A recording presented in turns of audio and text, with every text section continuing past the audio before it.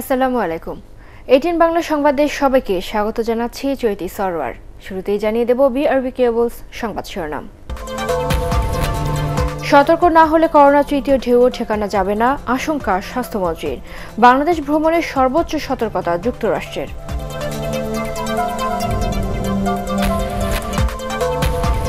রাশিয়ার corona vaccine উৎপাদন করবে বাংলাদেশ, জানালেন পররাষ্ট্রমন্ত্রী। টিকা সরবরাহ অব্যাহত রাখতে কাজ করছে ভারত।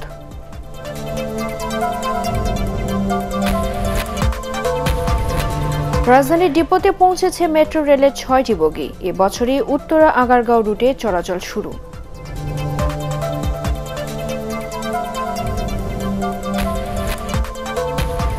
এবং জলবায়ু পরিবর্তন ইস্যুতে বিশ্ব নেতৃত্বে ফিরল মার্কিন সরকার। প্যারিস চুক্তি রক্ষায় উন্নত দেশগুলোর প্রতি আহ্বান প্রধানমন্ত্রী শেখ হাসিনার। শুনছিলেন বিআরবি কেবলস সংবাদ শিরোনাম। এবারে বিস্তারিত সংবাদ। করোনা আক্রান্ত হয়ে গত ২৪ ঘন্টায় দেশে আরও ৯৮ জনের মৃত্যু হয়েছে। এই নিয়ে মোট মৃতের সংখ্যা ১০,৭৮১। সবশেষ নতুন শনাক্ত হয়েছে ৪,০০০ রোগী। শনাক্তের হার কমে এসেছে ১৫% নিচে। তবে এখনই সতর্ক না হলে তৃতীয় ঢেউ মোকাবেলা কঠিন হতে পারে বলে আশঙ্কা করেছেন স্বাস্থ্যমন্ত্রী জাহিদ মালেক। কামরুজ্জামান রাজীবের রিপোর্ট।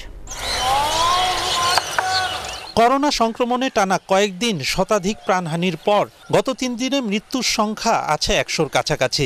সবশেষ ২৪ ঘন্টায় মৃত্যুর মিছিলে যোগ হলো আরও ৯৮ জন। তবে শনাক্তের নিম্নমুখী হার অব্যাহত আছে। এদিন ২৭,৪২৯ জনের নমুনা পরীক্ষা করে ৪,০১৪ জনের করোনা শনাক্ত হয়েছে। শনাক্তের হার ১৪.৬৩%। এদিকে ভার্চুয়ালি পুষ্টি সপ্তাহের উদ্বোধন করে করোনা সংক্রমণের ভয়াবহতা থেকে বাঁচতে সরকারের বিধিনিষেধ ও স্বাস্থ্যবিধি মানার আহ্বান জানান স্বাস্থ্যমন্ত্রী।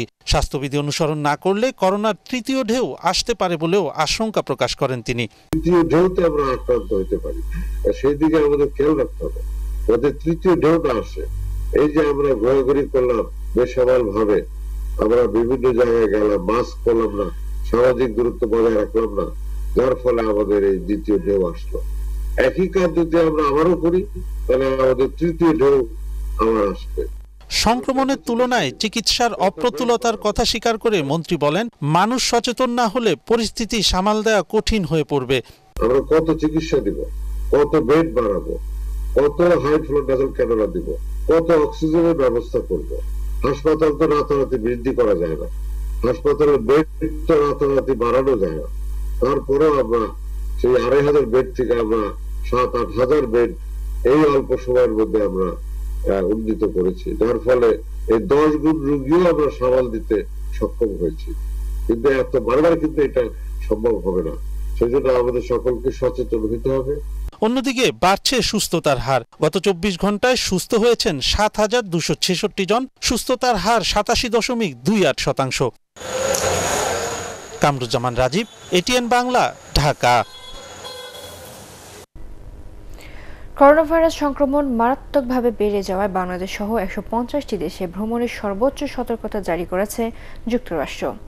ডু নট ট্রাভেল তালিকায় কেবল চলতি সপ্তাহেই যোগ হয়েছে ১১৬টি দেশের নাম। এর মধ্যে রয়েছে যুক্তরাজ্য, Canada, France, Israel, Mexico, Germany, Finland, মিশর, তুরস্ক ও সুইজারল্যান্ড।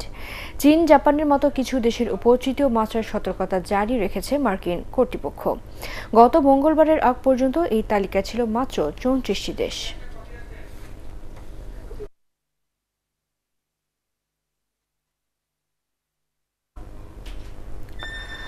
বাংলাদেশে উৎপাদন হবে রাশিয়ার টিকা স্পুটনিক। এ বিষয়ে দেশটির সাথে চুক্তি সই হয়েছে বলে জানিয়েছেন পররাষ্ট্রমন্ত্রী ডক্টর AK আব্দুল মোমেন। তিনি আরও বলেন, ভারত আর টিকা দেবে না এমন কথা বলেনি। রাজধানীর মিন্টু রোডের বাসভবনে সাংবাদিকদের এসব কথা জানিয়েছেন মন্ত্রী। আদিন সজীবের রিপোর্ট। করোনা মহামারীর দ্বিতীয় ঢেউ নিয়ন্ত্রণে লকডাউনের পাশাপাশি ভ্যাকসিন সরবরাহের বিষয়ে তৎপরতা বাড়ায় সরকার। এরই মধ্যে বাংলাদেশে কোভিড ভ্যাকসিন স্পুটনিক উৎপাদনের প্রস্তাব দেয় রাশিয়া। ইতিমধ্যে এ ব্যাপারে চুক্তি হয়েছে বলে জানিয়েছেন পররাষ্ট্রমন্ত্রী AK আব্দুল মোমেন। বলতে একসাথে এক কাজ করো, যে তোমাদের দেশে ভালো ফার্মাসিউটিক্যাল ইন্ডাস্ট্রি আছে, তারা কোপ্রোডাকশনে আমরা রাজি। হ্যাঁ, তা আমরা রাজি হয়েছি। এখন তারা আমাদের দেশের কিছু ফার্মাসি তাদের সাথে মিলে প্রোডাকশন করবে, এখানেই করবে। এইটা সময় লাগবে। পাশাপাশি টিকা সংরক্ষণাগার নির্মাণে চীনের প্রস্তাবে বাংলাদেশ রাজি হয়েছে বলেও জানান পররাষ্ট্রমন্ত্রী। তিনি আরও বলেন, বাংলাদেশকে টিকা দেওয়ার ব্যাপারে অঙ্গীকার করেছে ভারত, তবে একটু সময় লাগছে। এদিকে বাংলাদেশে নিযুক্ত ভারতীয় হাইকমিশনার জানান, বাংলাদেশের টিকা সরবরাহ অব্যাহত রাখতে কাজ করছে তার সরকার।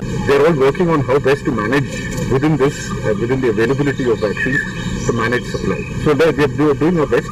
Let's see how much we can support. 10 million has been received by Bangladesh against its contract. Another 3.3 million has been provided also as bilateral support from India. এছাড়া চীন 5 লাখ টিকা উপহার দিতে চেয়েছে বলেও জানান পররাষ্ট্রমন্ত্রী। আদ্দিন সজীব, এটিএন বাংলা, ঢাকা। গণপরিবহন ছাড়া রাজধানীর প্রধান সড়কগুলোতে চলছে সব ধরনের যানবাহন। সামাজিক দূরত্ব বা স্বাস্থ্যবিধির বিষয়টিও উপেক্ষিত। সড়কের চিত্র দেখে বোঝার উপায় নেই যে কঠোর লকডাউন চলছে। আইন শৃঙ্খলা বাহিনীরও নেই তেমন তৎপরতা। আরও জানাচ্ছেন নিয়াজমান সজীব। রাজধানীর প্রধান সড়কের চিত্র দেখলে মনে হবে দেশের পরিস্থিতি প্রায় স্বাভাবিক, অথচ দেশ জুড়ে চলছে কঠোর লকডাউন। প্রধান সড়কে চলছে সব ধরনের যান, শুধু নেই গণপরিবহন। সকাল 9টা থেকে 11টা পর্যন্ত শুক্রবারের রাস্তায় ছিল প্রাইভেট কারের কারণে সৃষ্ট যানজট। আইন শৃঙ্খলা বাহিনীর গত কয়েকদিনের মতো তৎপরতা এদিন তেমন একটা চোখে পড়েনি। যারা বাসে চলাচল করত তারা সারা, আর বাকিরা সব ভালো আছে এবং এই পরিস্থিতি দেখে মনে হচ্ছে না দেশে লকডাউন চলতেছে। সরকার যেটা চাইতেছে জনগণ তো তা চায় না, জনগণ তো রুগীও বাড়াইতে চায়, রুগী হইতেও চায়। প্রশাসন পুলিশ কি করে, রিক্সাওয়ালারা গরিব মানুষ বেটা করে রিক্সা ঠিক করে উড়কে আরে পরে বেটা ওর আব্বাকে গাড়ি ছাড়িয়ে দেয়। মানুষের মধ্যেও নেই কোনো ধরনের ভয় ডর, সবাই বের হয়েছেন কোনো না কোনো কাজে। অলিতে গলিতে মানুষের ব্যাপক উপস্থিতি, দেদারছে চলছে বেচাকেনা। করোনা যারা আক্রান্ত হচ্ছে তারা হাই সোসাইটি, কিন্তু সাধারণ লোক খেটে খাওয়া যারা রাস্তা চলে তারা কিন্তু করোনা আক্রান্ত হচ্ছে না। কতটুকু প্রতিরোধ করতে পারছে জানা নাই ভাই, সবই তো চলতে আছে, কিন্তু দোকানপাট ব্যবসা বাণিজ্য বন্ধ। আমাদের কোনো সাহায্য পাই না, আমরা কিভাবে চলবো বলেন? রাজধানীতে পুলিশের চেকপোস্টের সংখ্যা কমেছে, তবে পুলিশ বলছে মুভমেন্ট পাস ছাড়া কাউকে বাইরে বের হতে দিচ্ছেন না তারা। সরকারের যে নির্দেশনাগুলো আছে এগুলো বাস্তবায়নের চেষ্টা করি, কিন্তু হচ্ছে পাবলিক মনে করে হয়তো বা আমরা পুলিশ এক্সট্রা কিছু করতেছি। আমরা আসলে চেষ্টা করি পাবলিকের জন্যই, ভালো থাকার জন্যই, কিন্তু পাবলিক হয়তো বা ভাবে বিপরীত। রিক্সা চালকরা বলছেন পুলিশি হয়রানি কমলেও আয় রোজগার তেমন বাড়েনি। আল্লাহকে আমরা ভয় করি, আল্লাহ আমাকে রোগ দেবে না। রিক্সা লাগো কোনো করুণা নাই। করোনার দ্বিতীয় ঢেউয়ের শুরুতে প্রশ্ন দেখা দিয়েছিল জীবন না জীবিকা আগে, তবে এই কঠোর লকডাউনের মধ্যেও নিম্নবিত্ত এবং নিম্ন মধ্যবিত্ত মানুষ জীবিকার তাগিদে রাস্তায় বের হয়েছেন। আর তাই তারা বলছেন জীবন ও জীবিকার মধ্যে সমন্বয়টা করা সবচেয়ে জরুরি। Niazman Sajib, ATN Bangla, Dhaka. Mask, sanitizer পরিবহনের জন্য মুভমেন্ট পাস নিয়ে হেরোইন পরিবহনের সময় রাজধানী মোহাম্মদপুর থানা এলাকা থেকে একজনকে গ্রেফতার করেছে র্যাব। মাদক পরিবহনের একটি প্রাইভেট কারও এ সময় জব্দ করা হয়। র্যাব 2-এর সহকারী পুলিশ সুপার আবদুল্লাহ আল মামুন জানান, মাদক ব্যবসায়ী শৌমিক আহমেদ সিদ্দিকী মাদকের চালান নিয়ে সীমান্ত এলাকা থেকে রাজধানীর মোহাম্মদপুর আসছে এ খবর আগেই পেয়েছিলেন তারা, তাই লকডাউনের রাস্তায় তাকে আটক করা হয়। তার কাছ থেকে পাওয়া গেছে 320 গ্রাম হেরোইন।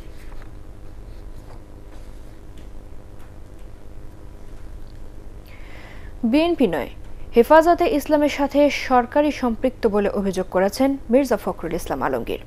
হেফাজতের প্রতিবাদ কর্মসূচিকে ইস্যু করে সরকার ত্রাসের রাজত্ব সৃষ্টি করেছে অভিযোগ করে তিনি বলেন, অন্যায়ের বিরোধিতা করলেই নির্যাতনের শিকার হতে হচ্ছে। জাতীয় সমাজতান্ত্রিক দল জেএসডির উদ্যোগে করোনা মোকাবেলায় স্থানীয় সরকারের ভূমিকা শীর্ষক এই ভার্চুয়াল আলোচনা সভায় তিনি এসব কথা বলেন। দলের যারা আপনার কর্মী, যারা আপনার চিটাগাং, ব্রাহ্মণবাড়িয়া বা আপনার এই ঢাকার যে সমস্ত কর্মীরা এখন কেউ রাতে আর বাসায় থাকতে পারে না, ব্লক রেড করছে, কেরানীগঞ্জে ব্লক রেড করে আমাদের নেতা কর্মীদেরকে অ্যারেস্ট করেছে। কিছু বলতে গেলে তারা বলে যে তোমরা হেফাজতের সঙ্গে সম্পৃক্ত আছে। হেফাজতের সঙ্গে সম্পৃক্ত তো আপনারা বসে প্রধানমন্ত্রীর বাসায় বসে মিটিং করে তাদের সঙ্গে চুক্তি করেছেন। ভণ্ড ও মিথ্যাবাদীদের পক্ষে যারা বিবৃতি দেয় তারাও সে পর্যায়ে বলে মন্তব্য করেছেন তথ্য ও সম্প্রচার মন্ত্রী ডক্টর হাসান মাহমুদ। হেফাজতে ইসলামের নেতাদের মুক্তির দাবিতে নাগরিক ঐক্যের আহ্বায়ক মাহমুদুর রহমান মান্নার বক্তব্যের প্রতিক্রিয়ায় তিনি একথা বলেন। দুপুরে রাজধানীর মিন্টু রোডের বাসভবন থেকে বিশ্ব ধরিত্রী দিবস উপলক্ষে আওয়ামী লীগের বন ও পরিবেশ বিষয়ক উপকমিটির ওয়েবিনারে বক্তব্য শেষে তিনি এসব কথা বলেন। এখনো ভুল হেফাজতের নেতারা যে নষ্ট এবং ভণ্ড সেটি আজকে প্রমাণিত। কারণ মামুনুল কাণ্ডে মামুনুলের অনৈতিক অনইসলামিক কর্মকাণ্ডকে যেভাবে হেফাজতের নেতারা তড়িঘড়ি করে বসে তারা বৈধতা দিল, ইসলামের আলোকে বৈধতা দিয়েছে নাউজুবিল্লাহ।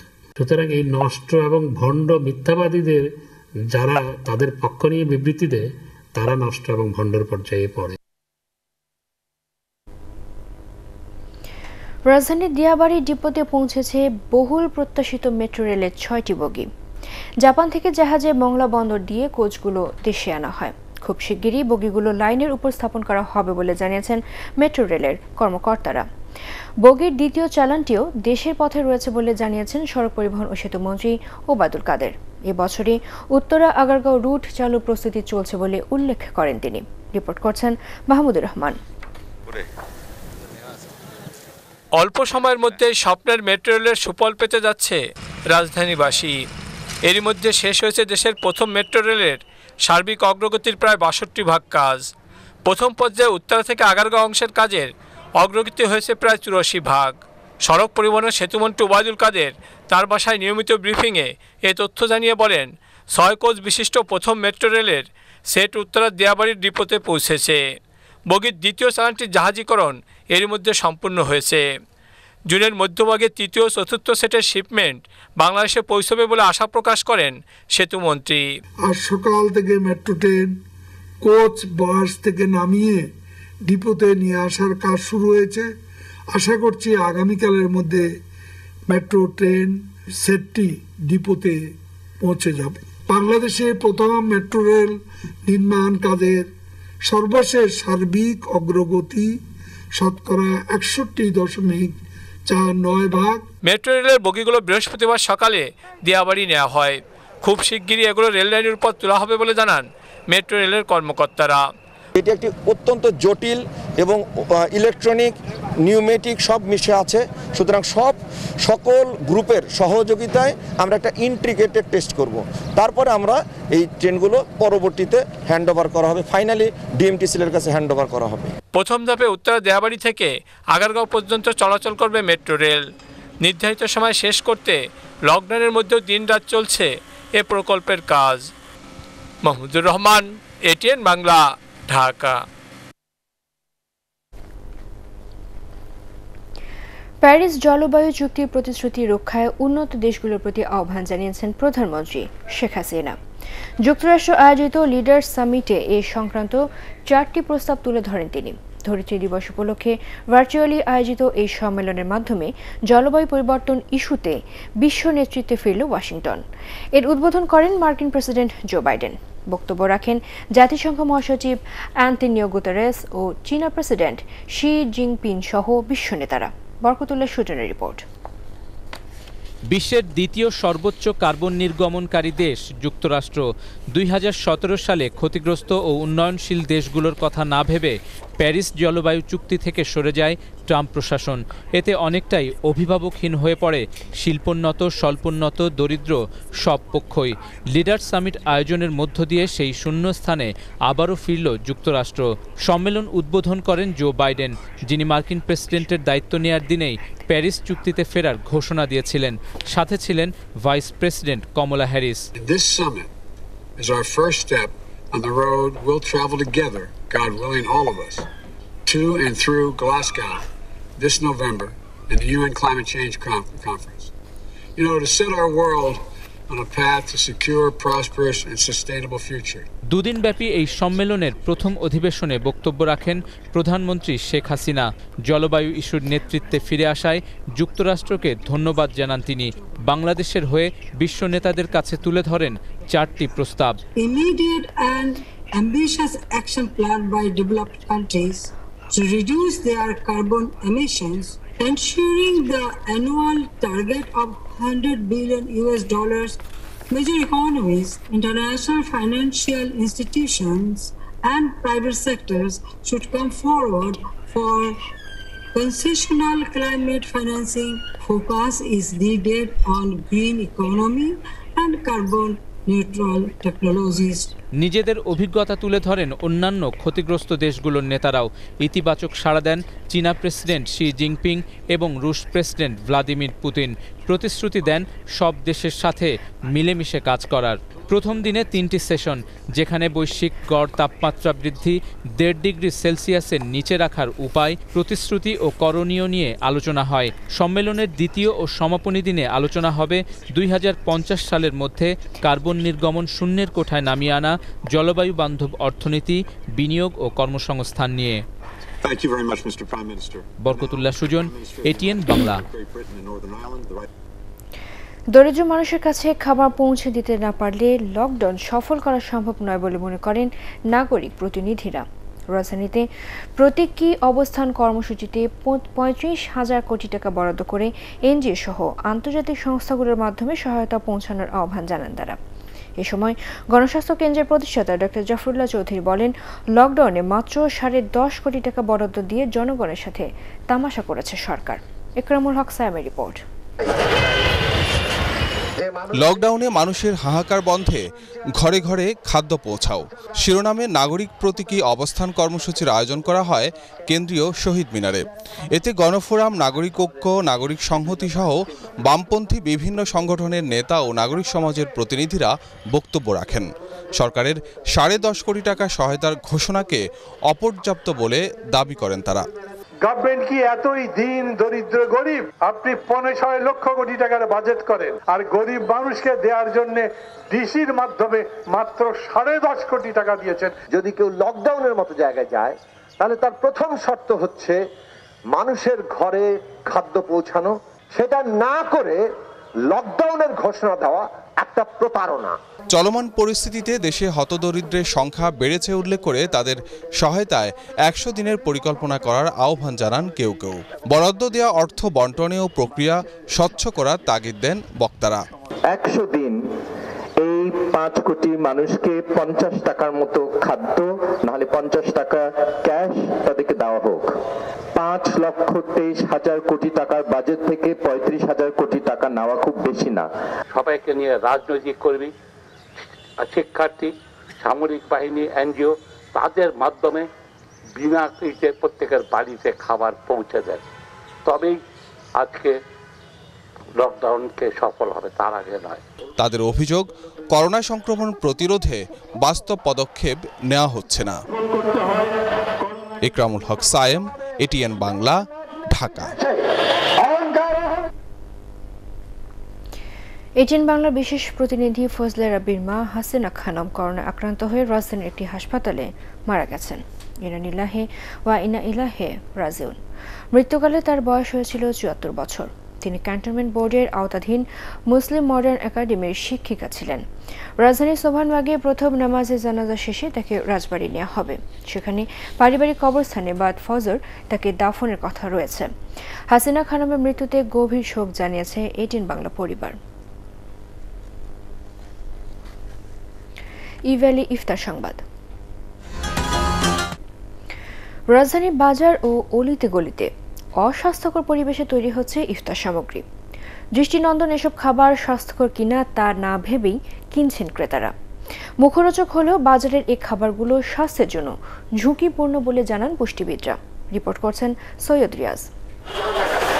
কাবাব, পরোটা, রোস্ট আর রেজালা, মুখরোচক এসব খাবার প্যাকেট করা হচ্ছে রোজাদারদের ইফতারের জন্যে।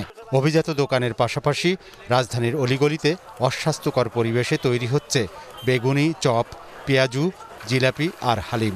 এসব খাবার তৈরিতে ব্যবহার করা উপাদান কতটা মানসম্পন্ন তা নিয়েও রয়েছে প্রশ্ন।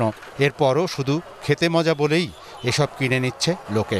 রোজা থাকলে মুড়ি, এরপর পেঁয়াজু এগুলো খাইতে হইতে টেস্ট। আমরা ওই সবাই দেখায় রোজার মাস আসলে এটা আমরা বেশি দুর্বল, মনে হয় এটা খাইতেই হবে এরকম আর কি। আমরা ওই স্বাস্থ্যসম্মত জিনিসটাকে এখনো আমাদের দিলের মধ্যে বসাইতে পারি না। সারাদিন রোজা রাখার পর ভাজা পোড়া ও গুরুপাক খাবার স্বাস্থ্যসম্মত নয় বলে জানান পুষ্টিবিদরা। তারা বলছেন এসব খাবার খেয়ে ঝুঁকির মধ্যে পড়েন শিশু ও বয়স্করা। রমজানের এই সময় রাস্তাঘাটে যে ধরনের খাবারগুলো পাওয়া যাচ্ছে এটা কোনোভাবেই স্বাস্থ্যকর না। বাসি তেল দিয়ে দিনের পর দিন এই ভাজা পোড়াগুলোকে ভাজা হচ্ছে কিনা, যে কিমাটা ইউজ করা হচ্ছে সেটা আদৌ ভালো মাংসের কিমা কিনা, অথবা আমরা যে ব্রেডটা ইউজ করছি সেটা বাসি না কিনা, এটা কিন্তু আসলে জানা যাচ্ছে না এবং এটা মানার জন্য কোনো নিয়ন্ত্রণের বা কোনো কন্ট্রোল পয়েন্টও নেই। করোনা মহামারীর এই সময়ে সুস্থ থাকতে সহজপাচ্য ও সুষম খাবারের কোনো বিকল্প নেই বলেও জানান পুষ্টিবিদরা। সৈয়দ রিয়াজ, এটিএন বাংলা, ঢাকা। আল আরাফা ইসলামী ব্যাংক অর্থ সংবাদ।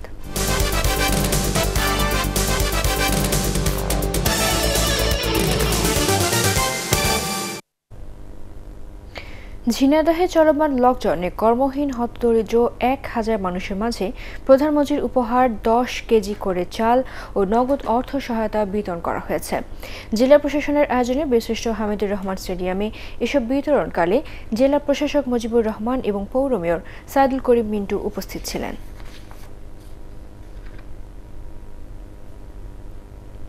এবারে আন্তর্জাতিক সংবাদ।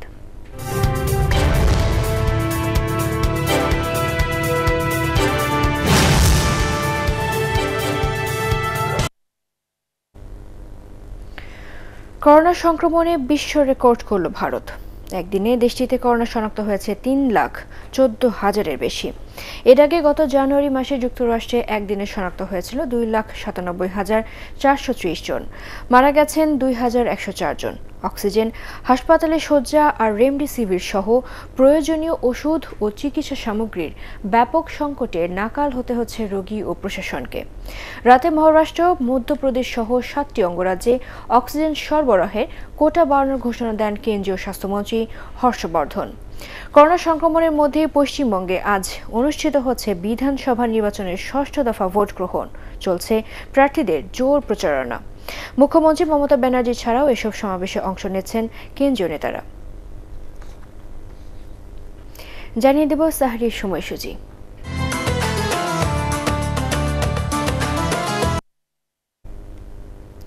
এবারে জানিয়ে দিচ্ছি ঢাকা সহ 7 বিভাগীয় শহরের সাহরির সময়সূচি।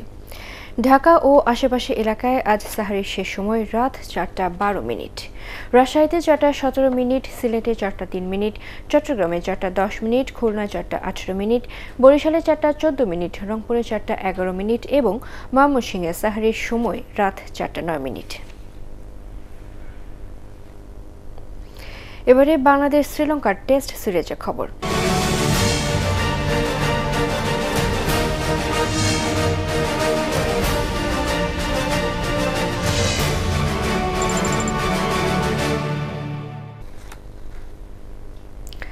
পাল্লাকেলে টেস্টের দ্বিতীয় দিন শেষে শ্রীলঙ্কার বিপক্ষে রানের পাহাড় গড়েছে বাংলাদেশ।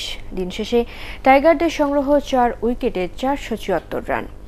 আগের দিনে সেঞ্চুরি করার নাজমুল হোসেন শান্ত করেন 163 আর মুমিনুল হক করেন 127 রান। মুশফিকুর রহিম 43 ও লিটন দাস 25 রানে অপরাজিত আছেন।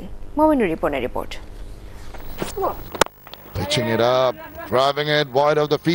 দুই উইকেটে 302 রান নিয়ে খেলতে নেমে দ্বিতীয় দিনটাও নিজেদের করে নিয়েছে বাংলাদেশ। প্রথম সেশনে কোনো উইকেট না হারিয়ে স্কোরবোর্ডে 76 রান যোগ করেন মুমিনুল ও শান্ত। 64 রান নিয়ে খেলতে নামা মুমিনুল স্পর্শ করেন ক্যারিয়ারের 11তম সেঞ্চুরি। এর মধ্য দিয়ে একটি আক্ষেপ ঘোচালেন তিনি। অভিষেকের 8 বছর পর দেশের বাইরে 3 অঙ্কের ম্যাজিক ফিগার স্পর্শ করেছেন বাংলাদেশের টেস্ট অধিনায়ক। Century that he's been waiting for outside of Bangladesh. Mominul Haq, take a bow. It's been a fabulous innings. It's been a delight to watch. প্রথম দিনে আলো ছড়ানো নাজমুল হোসেন শান্ত খেলেছেন দুর্দান্ত। 126 রান নিয়ে খেলতে নেমে 150 রানের মাইল ফলকে স্পর্শ করেন বাঁহাতি এই batsman. Champion innings so far. Well, a little streaky, but it doesn't mind how he got to his 150. 2018 সালের তৃতীয় উইকেটে দেশের হয়ে সর্বোচ্চ 236 রানের জুটি গড়েছিলেন মুমিনুল ও মুশফিক। শান্তকে নিয়ে এবার সেই রেকর্ডও পেছনে ফেলেন মুমিনুল। দীর্ঘ অপেক্ষার পর দ্বিতীয় সেশনে উইকেট খরা কাটায় শ্রীলঙ্কা। 378 বলে ক্যারিয়ার সেরা 163 রানের অসাধারণ ইনিংস উপহার দিয়ে সাজঘরে ফেরেন শান্ত। And Lairo Kumar can laugh about it. 242 রানের জুটি ভাঙার পর বিদায় নেন মমিনুলও। ধনঞ্জয় শিকারে পরিণত হওয়ার আগে 304 বলে 127 রান আসে তার ব্যাট থেকে।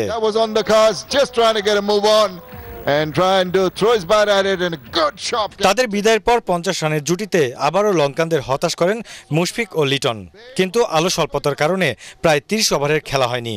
তবুও দ্বিতীয় দিন শেষে এই টেস্টে বেশ আলোকিত টাইগাররাই। Just like the cricket legends, there's a football legends team that plays here. Mominur Ripon, ATN Bangla. জানিয়ে দেব পার্টেক্স খেলার খবর।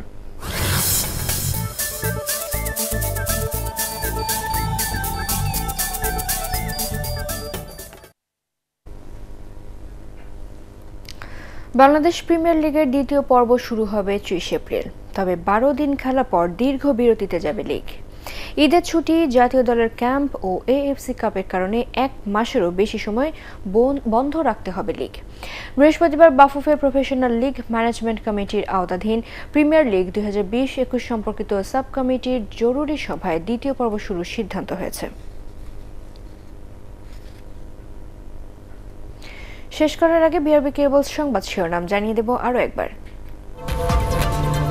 সতর্ক না হলে করোনা তৃতীয় ঢেউ ঠেকানো যাবে না, আশঙ্কা স্বাস্থ্যমন্ত্রীর। বাংলাদেশ ভ্রমণের সর্বোচ্চ সতর্কতা যুক্তরাষ্ট্রের। রাশিয়ার করোনা ভ্যাকসিন উৎপাদন করবে বাংলাদেশ, জানালেন পররাষ্ট্রমন্ত্রী। টিকা সরবরাহ অব্যাহত রাখতে কাজ করছে ভারত।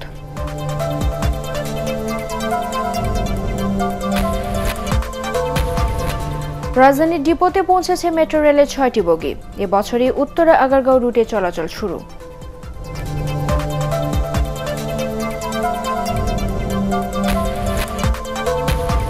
এবং জলবায়ু পরিবর্তন ইস্যুতে বিশ্ব নেতৃত্বে ফিরল মার্কিন সরকার। প্যারিস চুক্তি রক্ষায় উন্নত দেশগুলোর প্রতি আহ্বান প্রধানমন্ত্রী শেখ হাসিনার।